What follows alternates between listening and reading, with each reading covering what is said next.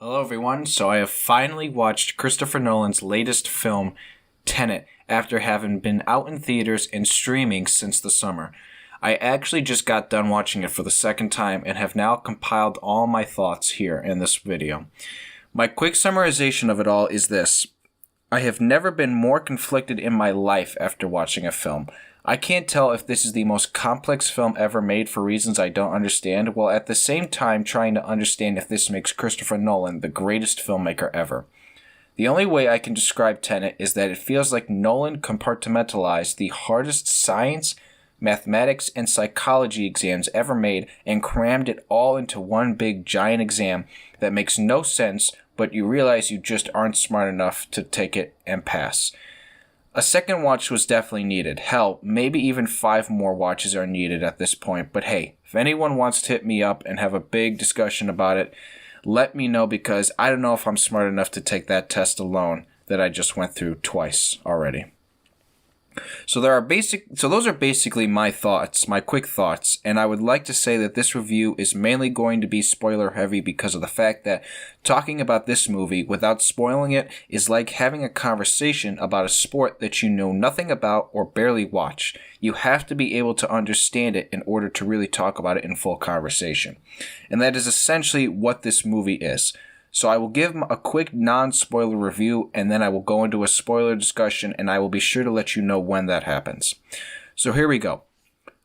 Armed with only one word, Tenet, and fighting for the survival of the entire world, a protagonist journeys through a twilight world of international espionage on a mission that will unfold in something beyond real time.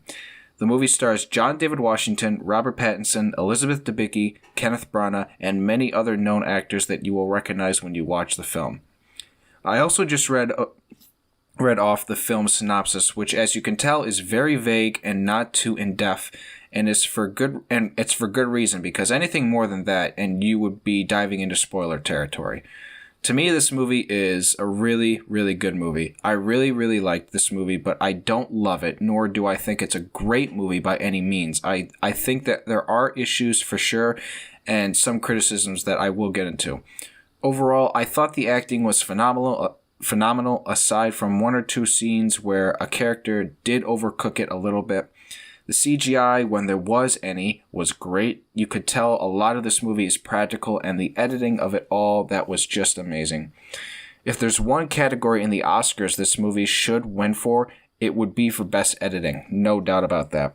Christopher Nolan, again, as usual, shines with his directing and continues to prove that he is one of the best, if not the best, working today.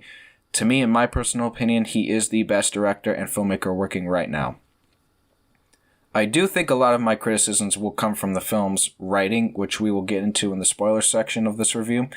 The score of this movie, well, not done by the great Hans Zimmer, who usually buddies up with Nolan for his movies, was done by Ludwig Göransson, who, if you don't know, who has done the music for The Mandalorian, The Creed 2, and Black Panther. Beautiful score. It's a beautiful score that I felt did fit the film. As somebody who's not a rap person, I found the main song of the film by Travis Scott to be very well done.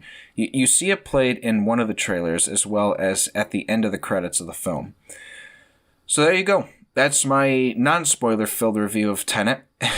Not much to really talk about. And to give my final verdict of the film, which will carry into spoilers, I give Tenet an 8 out of 10. A good, solid movie that to me, while not one of Nolan's best or top 5 films, it shines as one of his films that can be looked at more in the future and maybe find a better liking as time goes on.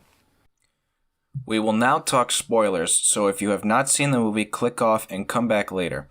I also want to make it clear I will not be breaking down every single nitpick of a detail of how everything happened or came to be.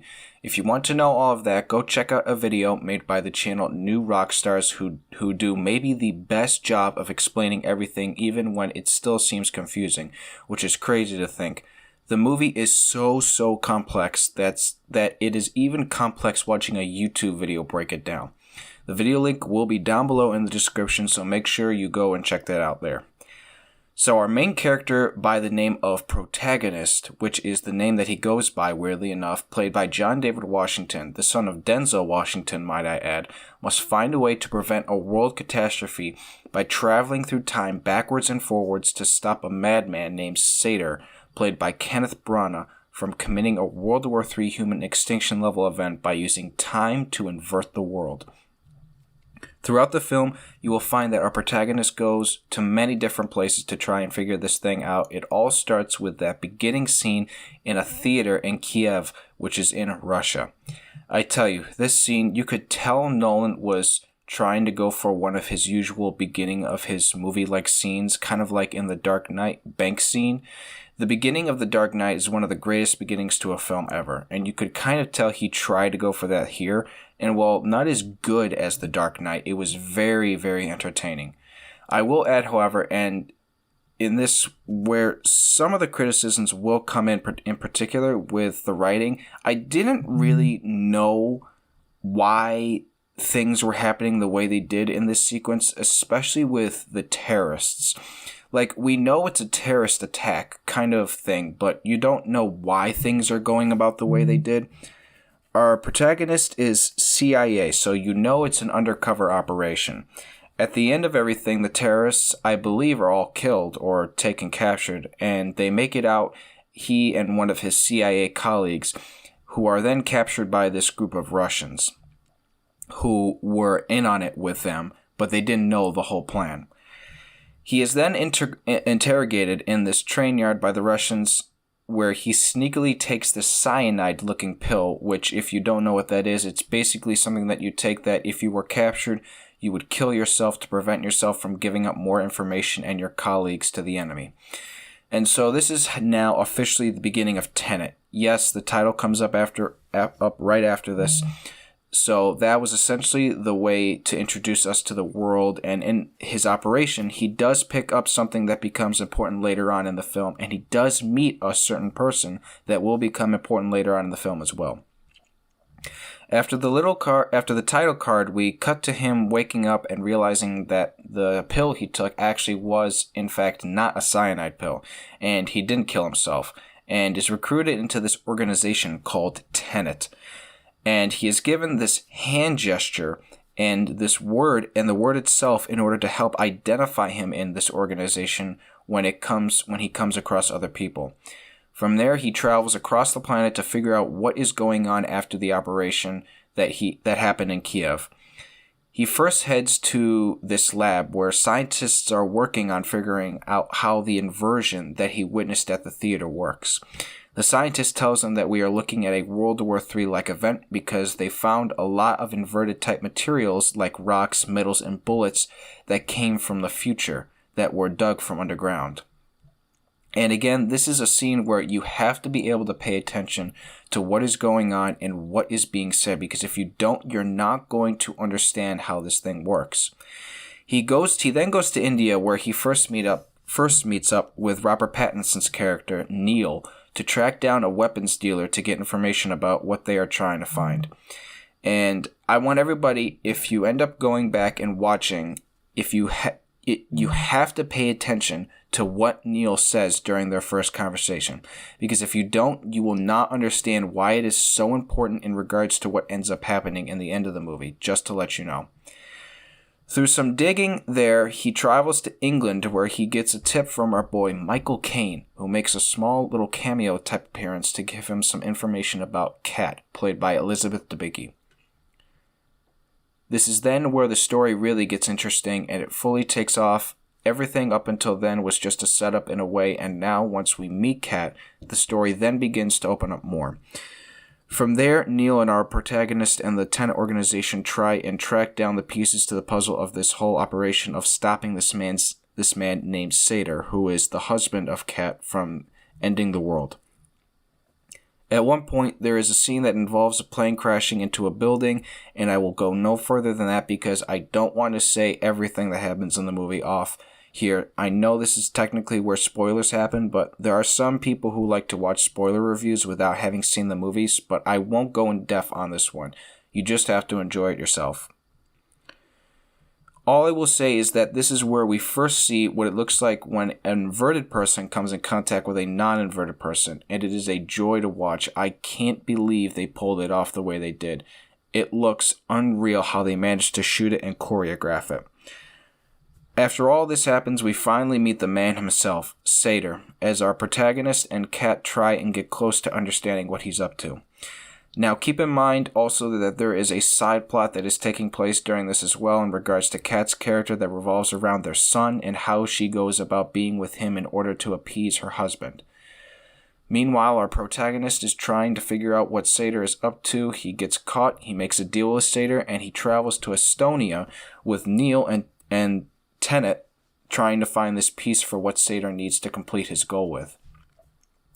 Only for them, they are trying to get it for themselves and make sure it stays out of Sator's hands. And this is where we get maybe the second craziest sequence of events in the entire film. And when I tell you I don't want to explain everything, I really don't. I want you guys to be able to enjoy this for yourself. If you're somebody who hasn't seen it, if you've seen it, you know what I'm talking about.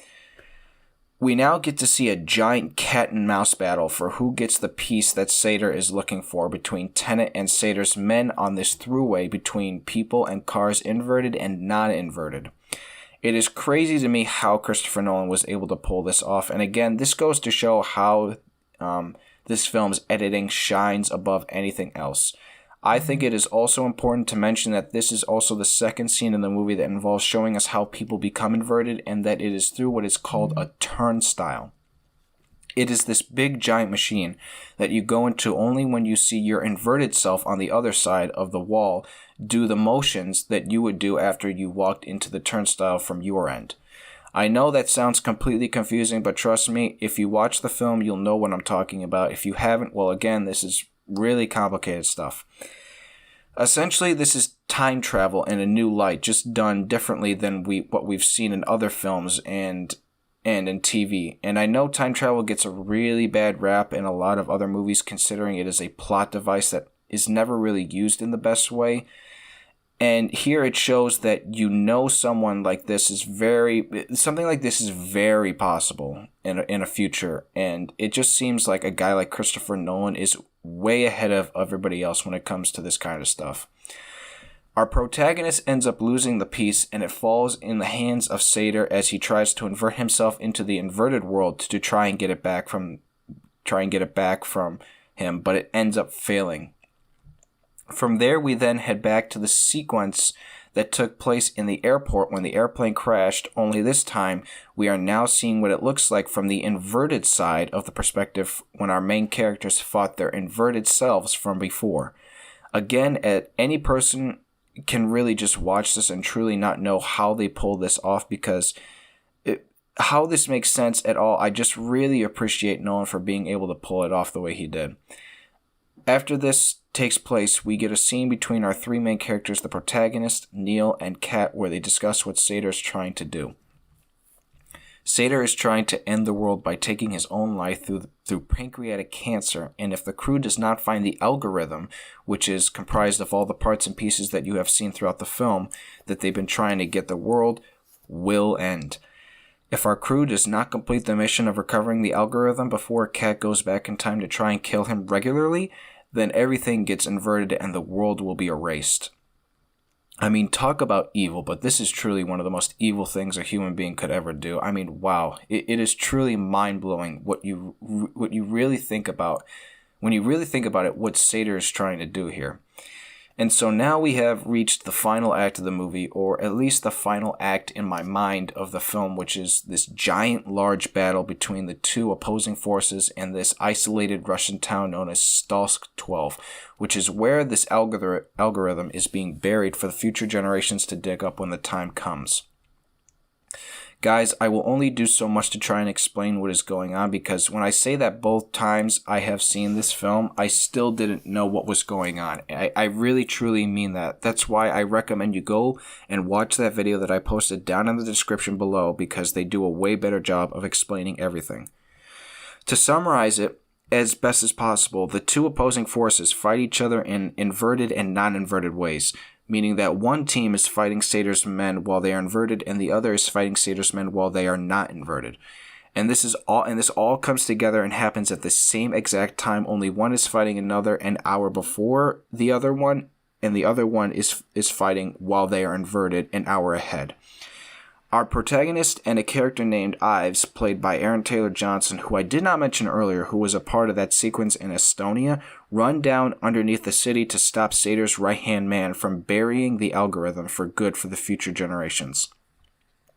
While this is happening, an inverted version of somebody who was on the inverted team from above saves Ives and our protagonist from being shot, and our protagonist is able to successfully get the algorithm from out of the tunnel from getting buried with the help of Neil pulling them out using a truck. And so it is done. While in the past, Kat kills Sator successfully in time for when they pull the algorithm out, preventing the world from being destroyed, but that's not the ending of the film just yet. Remember that guy that saved the two Ives and our protagonist from being shot in the tunnel? Yep. Turns out that was another version of Neil himself, only just another version of Neil from another time, apparently. We also find out that Neil was the guy from the beginning of the film who saved the protagonist at the opera from getting shot. What exactly am I trying to say? Well, it seems like Neil is actually a character from the future, in a sense, that came back in time in order to help our protagonist out and complete the mission. Because as they are saved, Neil reveals that he has already known the protagonist for years, meaning that at some point in the future, they meet up again together to work together to try and solve this case that was happening in the past. Do you all remember that kid of cats that we saw a few times throughout the movie? I've been seeing this a lot throughout the internet, and in a way, I would actually tend to agree with what people are saying. But that is probably Neil himself, the son of Kat, only that is his younger self. It is also revealed that Ives, Neil, and our protagonist must take pieces of that algorithm away so that no one must find them. But Neil gives his to the protagonist because he must go back and complete his mission, meaning that this will be the last time that he and the protagonist will see each other in this time, but they will see each other again when the protagonist is older and recruits him in the future. So again, that first time that Neil and our protagonist meet each other in India in the beginning of the film, you can tell from the dialogue that Neil knew our protagonist. He knew a lot about him, and that's why he says the things that he says in that beginning scene. And this is where the writing would, in a way, be criticized, because there is a lot around the character of Neil that I think could have been written better to try and maybe help us understand it a little bit better.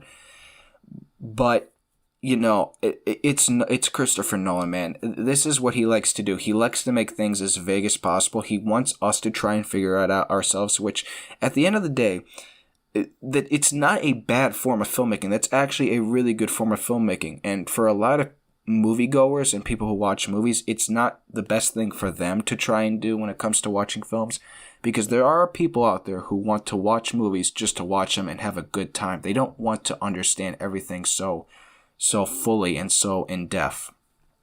So, you know, I can only say so much about Nolan when it comes to this movie and how it was written, but again, I do think he did a good job. I do think that there are times when the writing is, you know, a little bit confusing to understand, and again, that's all for purpose. He does that purposely a lot in his films, so, you know, and again, I haven't really seen anybody really talk too much about plot holes per se, but I'm sure there are a few that people can find that would allow for them to critique the film.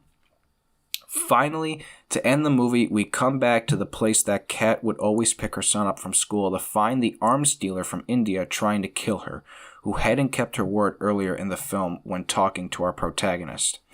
Our protagonist kills her, and it ends by him speaking some dialogue in the background, only for the last shot to be of Kat and her son walking off together.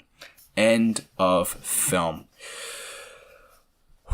Wow. And just like that, guys, this was a very tough video to make, considering this was not only my first movie review, but it also took me a very long time to make, to get this video edited and to write out all my thoughts for you guys and how I felt about the movie. That is all I really have to say about the film. And again, go check out that video that I posted in the description below. It will really help you guys out, trust me. And I also want to say, like, I think the movie that people are definitely going to compare this movie a lot to of his filmography is definitely going to be Inception, because I think there's already a lot of people out there who really believe that Inception is like what it's like to be inside of Christopher Nolan's mind. Like it's almost like an allegory for that. Like there are a lot of messages in Inception that can be thought of in the real world, in our world. And I think it's the same thing with Tenet too, because at one point, I think the conversation of climate change or climate catastrophe came up, and and how in the future they want to prevent that from happening in their time, in the real time. And I thought, well, I guess that's probably a way of Nolan trying to put a message of into the film of saying, climate change is a big deal. People need to pay attention to it. And I thought that was cool. And, not everybody's going to read into that. So that is really all I have to say about the film. Again, go check out that video I posted in the description. Again, as I said in the non-spoiler part of the video, I give the film an 8 out of 10. I really did enjoy this one. I liked it a lot. It's a good, solid film that I think people would like over time. And I know not everybody is fond of watching a movie multiple times to try and understand it, but hey, this is just one of those movies that you got to do it for, unfortunately. I really appreciate you guys coming out and tuning into this review. If you are new to the channel, please subscribe and hit that like button on the video. All my links are in the description to a bunch of my other videos on my channel, as well as to my Twitter. And so yeah, thank you guys all again for tuning in. I will see you guys all in the next video. Peace out, everybody.